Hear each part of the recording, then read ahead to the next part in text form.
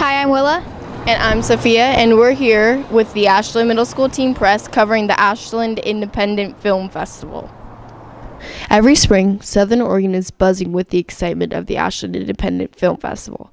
Over 7,000 film lovers gather at the art-deco Varsity Theater, the historic Ashland Armory, and other venues to watch over 90 documentary, feature, and short films in 5 days. What do you think of the Ashland Film Festival? It's my favorite time of year in Ashland. It's when I can actually breathe in Ashland because of all the new ideas and new cultures and all the things that get introduced, brought here to Ashland instead of having to go out and find them. Filmmakers from around the world engage with the audience after each screening and at festival events, celebrating the diversity of human experience through the art of independent film. I love to come to the movies, especially the documentaries. And how do you like the Ashland Film Festival? I think it's so unique and so special. We're lucky to have it.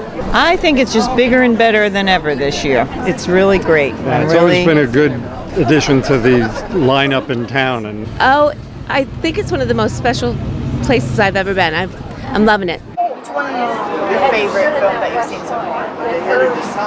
Oh boy, that's a tough one. Let's refresh the memory. This April, AMS was there to ask, what is independent film? Why is it culturally significant? And what does it take to make it into the festival? We interviewed 4 of the filmmakers about their art, the cultural importance of independent film, and the hard work that goes into bringing a personal vision to life. Starting off, what is independent film? Independent film is all the filmmaking that goes outside the Hollywood commercial mainstream. You know, there are about 10 or 12 blockbuster movies, superhero films that fill most of the movie theaters in this country. But there's actually a huge range of movies made by independent filmmakers who represent voices that are generally not heard in the commercial mainstream, that are not seen in those movie theaters. And that's really what film festivals like ours are here to do, to give voice to all those independent filmmakers who are not seen on most commercial movie screens. Hi, I'm Bella Jackson. And I'm Ocean Price, and we're with the Ashland Middle School Teen Press. Mark Shapiro is the brand manager for Leica, the Portland-based animation studio responsible for stop-motion feature films like Coraline, The Box Trolls, and Paranorman. His years at Leica have not only inspired a personal passion for the art form, but have made Shapiro a uniquely authoritative voice on stop-motion. Any film that you're making takes a lot of patience, but how do you stay patient and animated? It's a really great question because it's a slow process for our films. They can take 5 years to make a film. Our animators can maybe animate, if they're animating 24 frames a second, maybe 3 seconds in a week. So there's a lot of patience. Have you always been into filmmaking? I have always been into filmmaking. Even when I was really a lot younger, my parents took me to movies when I was young, and when I had the opportunity to go to film by myself, when I was like 12 or 13, don't tell anyone, but I would go to one movie and then I would go walk across and go to the next movie. I'd see 3 or 4 movies in a day, and I was so fascinated with movies, all kinds of movies, not just action adventure, but I really got into like dialogue and settings of film, things like that, and I really, from a really early age. In the animated and live-action film Liana, a Swazi girl embarks on a dangerous quest to rescue her young twin brothers. The animated African tale is born in the imaginations of 5 orphan children in Swaziland who collaborate to tell a story of perseverance drawn from their darkest memories and brightest dreams. Their fictional character's journey is interwoven with poetic and documentary scenes to create a genre-defined celebration of collective storytelling. We spoke to director Aaron Kopp about the inspiration and unique challenges of bringing this amazing story to life. Nice to meet you. Thank you. Nice to meet you guys. Nice to meet you. We wanted to know if the orphans who were telling the story actually got a chance to see the film, and if they did, then how did they react to it? Like, what did they say? They have seen the film. I mean, it's an important question because throughout the whole filmmaking process, we were kind of always asking ourselves what would they think of the film, and we wanted to make a film that they would be they would be proud of.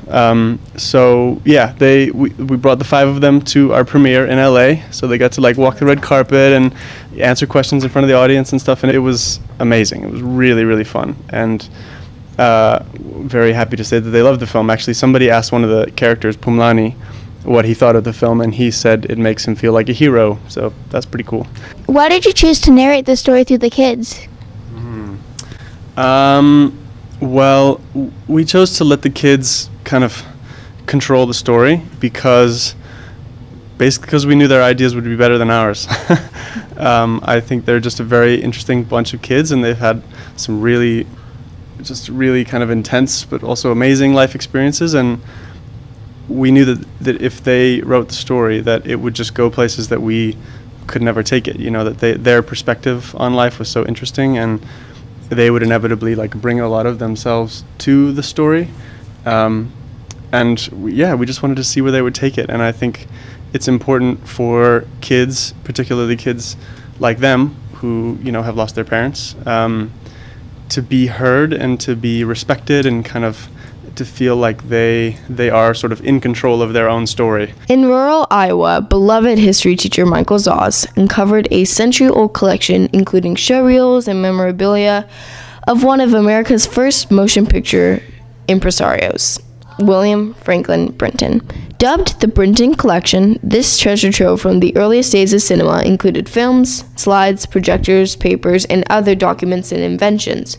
Brinton was a traveling showman, traveling from Texas to Minnesota to project slides, film, and stage during the years 1895 through 1909. For many adults at the time, a Brinton film was the very first time they had ever seen a moving picture. We spoke to collector Michael Zoss and filmmaker Andrew Sherburn about their film critics are hailing a cinephile's delight. For both of you, what is the message you want people to get from this film? I hope it opens people up to a part of the world that maybe they haven't seen before, which is rural Iowa, the rural Midwest, which I think some people may have misconceptions about. So hopefully they get to see that in a different way in this film. But I think this film really is about an appreciation for how history is still very much alive around us. It's one of the things that makes us bond with our community. It has a lasting impact even after we're all gone. So I hope that people think about that, and they look up from their iPhones maybe when they're walking down the street, and they look around them and they consider the place that they live and the things that have happened there before them and what might come next. So yeah, I hope it just gives people a greater appreciation for community and history. And when classical musicians are joined by Klamath drummers for an extraordinary world premiere inspired by Oregon's breathtaking Crater Lake, deep connections between people, art, and nature are revealed in an environment rich with historic and spiritual significance. We spoke to documentary director Anne Flatte about her inspiration to create a film that would allow many more people to experience the vision, sound, and spirit of this once-in-a-lifetime musical collaboration. What would you say is the most important thing you learned making this film? I have to think about that. I mean, I certainly learned about Crater Lake itself. I learned so much about the Klamath tribe's relationship, like their spiritual relationship to the lake. That's a big one. The different perspectives of people about one place. I felt I learned that. And then, of course, I developed my own feelings about the place. And also, I think I'm just in awe of how many people it took to both put on the concert in the first place. I mean, it was a humongous effort on the part of the Brit Festival, and it was awesome, in the true sense of the word awesome. And then, the film took like probably 100 people in some way to come together too. If you really look at the credits and all the people it takes to make even a short film, it really does take a lot of people. So I'm always reminded of that whenever making a film. So what would you like middle school students to know about the power of independent film? I'd like middle school students to know that independent film can open up whole new worlds, that you can see the world through other people's eyes. You can find out what it's like to grow up poor, to what it's like to grow up in a different culture and be a different color. There's a film critic named Roger Ebert who said movies are an empathy machine. An empathy meaning that they let you get inside the point of view of others' lives and see the world as they do. That is an incredible opportunity that you get when you come to independent films. The advice that I would give to filmmakers, if you're interested in getting into film, especially with animation, is drawing. Like, spend a lot of your time drawing. There's nothing more important than creating imagery. Like when you, with a pen and a sketch pad, drawing experience, spend less time on your phones and more times unplugged drawing. And the one thing overall that's most important is observation. So we spend a lot of our time in school producing work for teachers or doing, art projects if you're taking like in a summer class or whatever. But it's really important to spend a lot of your time just looking around you, especially when you live in a beautiful place like this, where the trees, you have everywhere you look, you see something beautiful, and that helps kind of define your artistic abilities and your ability to kind of understand the way the world works. I think it's not going to be easy, but it's going to be an adventure, is one of my favorite quotes, because I think it's just a good lesson in life that, it's not easy, but it's an adventure, and so sometimes the dark moments, they're difficult, but that's kind of what makes us who we are, and that's what makes life exciting, Is there a sort of parting idea about filmmaking that you'd like to leave us with?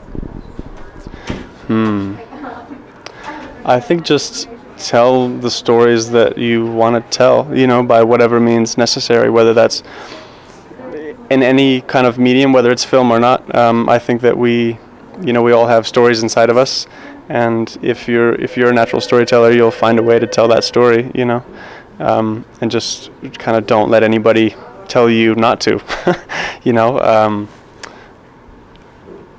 just sort of it sounds cheesy, but follow your dreams. If you want to be an artist, if you want to be a storyteller, just don't take no for an answer and keep going. Is there anything you'd like to say to the future filmmakers out there that will watch this interview?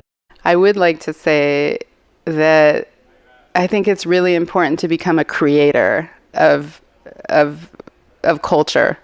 Don't just be a consumer. And if you want to be a filmmaker, you already know this. And so I just encourage you to do it. It's really, really important. It's also especially important for girls to do this right now. It's been a problem in our industry for a long time. That girls' voices are not heard as loudly. It's not an easy, thing to do. And but it can be really fun and rewarding. And I think you should, pursue it and don't stop doing it. This is in the film that the biggest part of the word history is story. And everybody has a story. Every place has a story.